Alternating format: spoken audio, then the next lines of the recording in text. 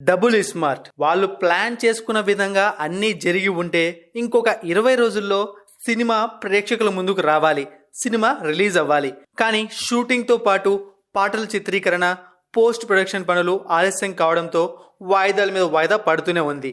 అయితే ఎప్పుడు రిలీజ్ చేస్తారనేది మాత్రం ఇంకా క్లారిటీ లేదు.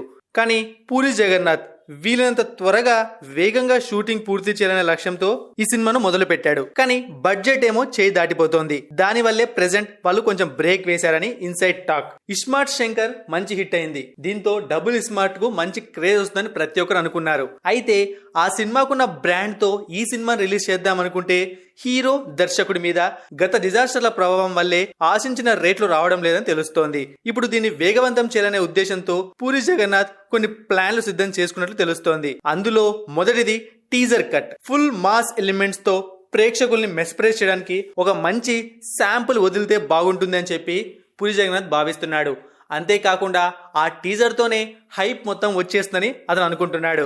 రెండో ఆప్షన్, బాగా వైరల్ అయ్యే అవకాశం ఉన్న ఒక పాటని లిరికల్ వీడియో రూపంలో రిలీజ్ చేయడం. ఈ మధ్య కాలంలో ఒక పాట హిట్ అయిందంటే ఆ సినిమాకు కావాల్సిన ప్రమోషన్ ఆటోమేటిక్ గా వస్తోంది. దాన్నే పూరి జగన్నాథ్ కూడా ఫాలో అవ్వాలనుకుంటున్నాడు. ఒకవేళ ఇవన్నీ జరిగినా కూడా లైగర్ దెబ్బకు పూరిని అంత ఈజీగా నమ్మే పరిస్థితుల్లో బయ్యర్లు లేరు. ఎందుకంటే లైగర్ సమయంలో ఎన్నో ఇంటర్వ్యూలు ఇచ్చి ఆ సినిమా గురించి ఎన్నో మాటలు మాట్లాడి ఆ సినిమాతో బయ్యర్లందరినీ బోల్తా కొట్టించాడు పూరి జగన్నాథ్. ఇంకొక వైపు రామ్ మీద స్కంద ది వారియర్ల దెబ్బ గట్టిగా పడింది.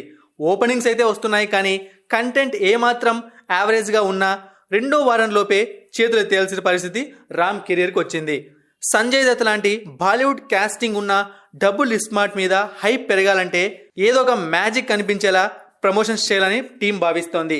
అందుకే ఇప్పుడు వచ్చిన గ్యాప్ ని దానికోసమే పూరి వాడుకుంటున్నారని తెలుస్తోంది.